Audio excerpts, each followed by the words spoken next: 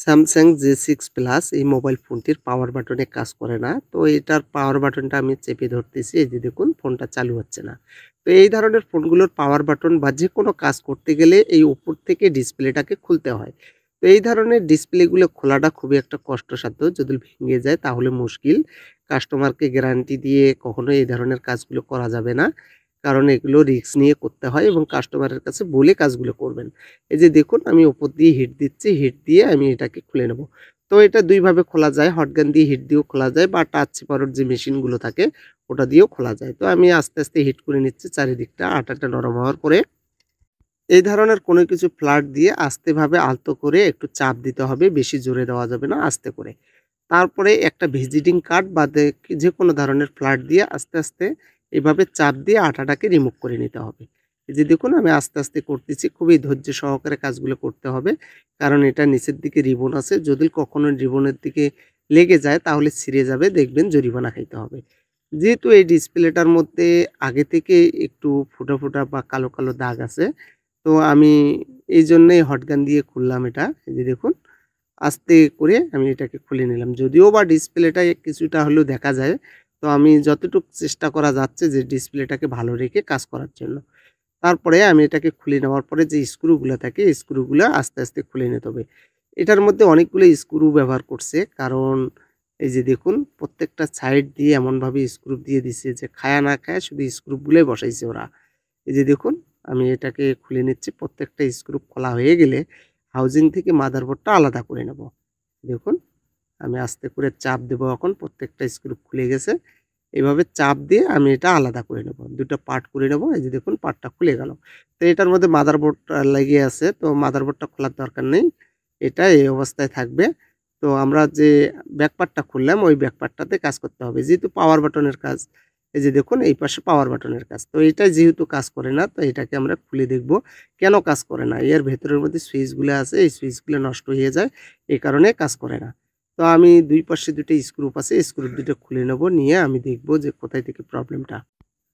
এই যে দেখুন আমি স্ক্রুটা খুলে নিলাম। নেওয়ার পরে এই যে পাওয়ার বাটনটা বের করে নিচ্ছি। তো এখানে দেখতেছি পাওয়ার বাটনের লাইনটা একদম ভেঙে গেছে। এটাকে বাইপাস করতে হবে। কারণ ফিঙ্গারপ্রিন্টে ঠিক আছে। পাওয়ার বাটনের যে লাইনটা এই ফিঙ্গারপ্রিন্টের নিচ দিয়ে একটা রিবন হালকাভাবে উপরের দিকে উঠে আসছে। কিন্তু এই সাইডটা ভেঙে যাওয়ার কারণে পাওয়ার বাটনটা আলাদা হয়ে গেছে। তো এইজন্য লাইনটা পাচ্ছে না বা সেটটাও চালু হচ্ছে না। এই যে দেখুন আমি এই পাওয়ার বাটনটায় কি করব বাইপাস করে দেব। কারণ বাইপাস করে দিলে এটাই চলবে। আর এই ধরনের রিবনগুলো অনেক সময় দেখা যাচ্ছে পাওয়া যায় না। কারণ এই সেটগুলো অনেক আগের। তো খুব একটা পাওয়া যায় না রিবনগুলো। তো এই সুইচটাই আমি বাইপাস করে দেব। তো কিভাবে বাইপাস করব আমি সেটা দেখাচ্ছি আপনাদেরকে। এই যে দেখুন সুইচটা এখানে রেখে চিকন ২ টা জাম্পার ওয়্যার নিতে হবে অর্থাৎ চিকন ২ টা তার নিতে হবে। যে তারগুলো আমরা জাম্পার করে থাকি এই ধরনের যেন একে অপরের সাথে লাগলেও কোনো প্রকারের শর্ট সার্কিট হবে না।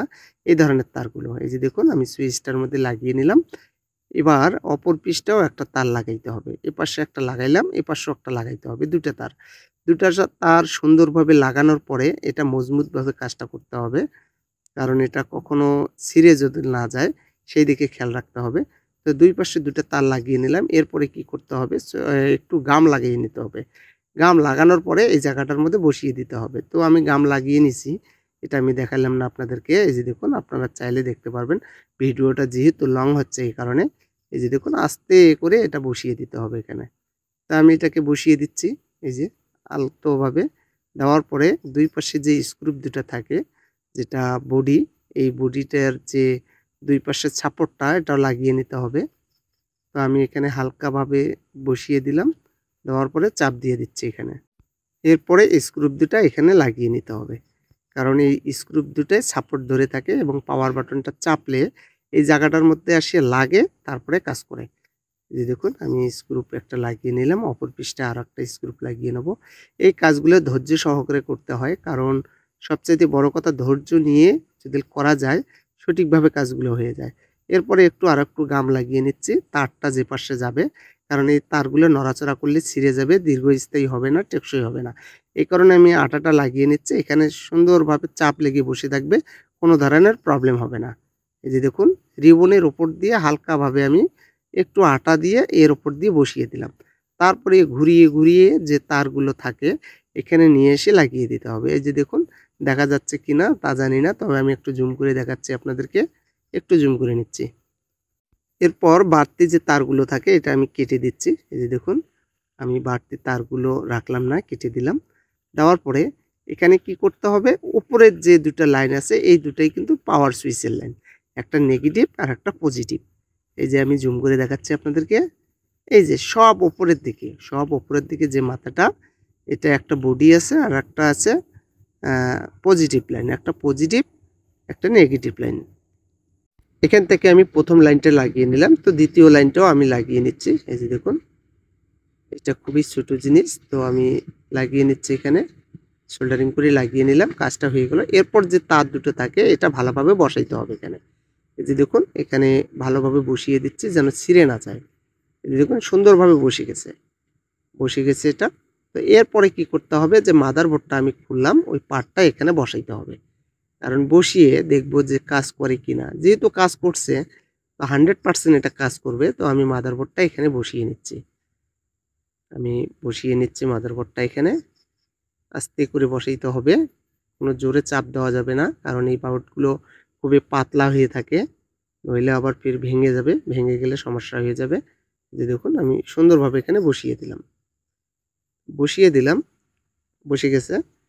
তো এই সাইডটা দেখতে হবে যে কোনো সাইড পাকা হলো কি না। তো কাজ করতেছে, এই যে দেখুন টুস টুস করে কাজ করতেছে খুব সুন্দরভাবে, টোকায় কাজ করতেছে এখানে। মানে টিপ দিলে এক ধরনের যে আরামদায়ক মজা হয়, মানে কুলুস করে যে ওঠে ওটা উঠলো। তারপরে যে গামগুলো থাকে এই গামগুলো একটু পরিষ্কার করে নিতে হবে ডিসপ্লের মধ্যে। আমি দেখাচ্ছি আপনাদেরকে। তো ভালোভাবে পরিষ্কার করলে হবে কি ডিসপ্লেটা সুন্দরভাবে বসবে। কারণ এই আটাগুলোর উপরে যখন আমি আটা মারবো তখন হবে কি উঁচু হয়ে থাকবে ডিসপ্লেটা। অনেক সময় দেখা যাচ্ছে আলো দেখা যায়, অনেকে দেখবেন যে ডিসপ্লের এক সাইড দিয়ে আলো বের হয়েছে। আসলে এই ধরনের কাজগুলো কখন হয়, যখন এই আটাগুলো ঠিকঠাকভাবে লাগে না বা ডিসপ্লেটা উঁচু হয়ে থাকে, ফাঁক থাকে, তখন এই প্রবলেমগুলো হয়ে থাকে। এই জন্য আমি আটাগুলো সুন্দরভাবে পরিষ্কার করে নিলাম। এতে হবে কি ডিসপ্লেটা নিচের দিকে বসবে এবং খুব সুন্দরভাবে ধরে থাকবে। তো হয়ে গেল এটা। এরপরে কি করতে হবে, এরপরে যে স্ক্রুপগুলো খুলছিলাম প্রত্যেকটা স্ক্রুপ লাগাইতে হবে, কারণ এই স্ক্রুপগুলো যদি আমরা না লাগাই তাহলে দেখবেন যে হাউজিংটা ফাঁক হয়ে থাকবে, আর ব্যাটারিটা কখনো যদি নড়ে যায় তখন সেটটা ধাম করে বন্ধ হয়ে যাবে। তো এই ধরনের প্রবলেমগুলোর জন্য সম্ভবত এতগুলো স্ক্রুপ ব্যবহার করছে। তো প্রত্যেকটা স্ক্রুপে লাগিয়ে দেবো, একটা স্ক্রুপও যেন বাদ না থাকে। তো আমি ভিডিওটা স্পিড দিয়ে একটু টেনে দিচ্ছি যাতে যেন আপনাদের সময়টা খুব শর্টকাট হয়, এই জন্য। তো আমি স্ক্রুপগুলো লাগিয়ে নিলাম। এরপরে যে ডিসপ্লেটা লাগাবো, লাগার পরে দেখব যে পাওয়ার বাটনটা কাজ করে কিনা। তো আমি লাগিয়ে নিলাম। এরপরে একটু আটা দিয়ে দিচ্ছি চারিদিকটায় ভালো করে। তো আটাটা আমি দিয়ে নিলাম। এরপরে ডিসপ্লের যে রিবনটা আছে সুন্দরভাবে এখানে বসিয়ে নিতে হবে, কানেক্ট আমি বসিয়ে নিলাম। এরপরে ডিসপ্লেটা হালকাভাবে এখানে বসিয়ে দিলাম। দেওয়ার পরে কাজটা হয়ে গেছে। এখন আমি পাওয়ার বাটনটা চেপে ধরে দেখব সেটটা চালু হয় কিনা। এই যে দেখুন সেটটা চালু হয়ে গেছে, স্যামসাং গ্যালাক্সি J6 প্লাস। এই যে দেখুন দুই সাইডটা আমি হালকাভাবে চাপ দিয়ে বসিয়ে দিচ্ছি যাতে ডিসপ্লেটা সুন্দরভাবে বসে যায়। তো সেটটা যতক্ষণ পর্যন্ত চালু হয়নি ততক্ষণ পর্যন্ত আমাদেরকে ওয়েট করতে হবে। তো তার আগে আমি সিমগুলো যেগুলো খুলছিলাম, সিম এবং মেমোরি কার্ডগুলো তুলে নিচ্ছি এখানে। কারণ এই সেটটা অনেক দিন আগের, এই সেটগুলো একটু চালু হতে খুবই সময় লাগে, মানে লোডিং নেয় একটু। স্যামসাং সেট, র্যাম যেহেতু 4 জিবি এই ফোনটার মধ্যে। এরপরে আমি যে প্যাটার্ন লকটা আছে এটাকে খুলে নেব। প্যাটার্ন লকটা খুলে তারপরে আমি দেখব, একটু স্লো কাজ করতেছে টাচটা, কারণ দেখব পাওয়ার বাটনটা কাজ করে কিনা। এই যে কাজ করতেছে, পাওয়ার বাটনটা ওকে হয়ে গেছে। তো একটু স্লো কাজ করতেছে, তো আমি দেখতেছি পাওয়ার বাটনটা কাজ ঠিক আছে কিনা। হ্যাঁ ঠিক আছে, পাওয়ার বাটনটা ঠিক আছে। আমি আবারও চেষ্টা করে দেখব। প্যাটার্ন লকটা খুলে গেছে কিন্তু সেটটা পেন্ডিং, মানে স্লো হয়ে গেছে।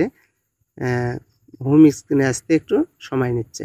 এই যে দেখুন আবারও আমি লকটা খুলে নিচ্ছি। লকটা খুলছিল, এই যে দেখুন এখন কাজ করতেছে। আবারও দেখাচ্ছি আপনাদেরকে। আলোটা নিভে গেছে স্ক্রিনের, এই যে দেখুন হোম স্ক্রিনে চলে আসছে এবং কাজ করতেছে। এই যে দেখুন কাজ করতেছে, টাচটাও কাজ করতেছে, ওকে হয়ে গেছে এটা।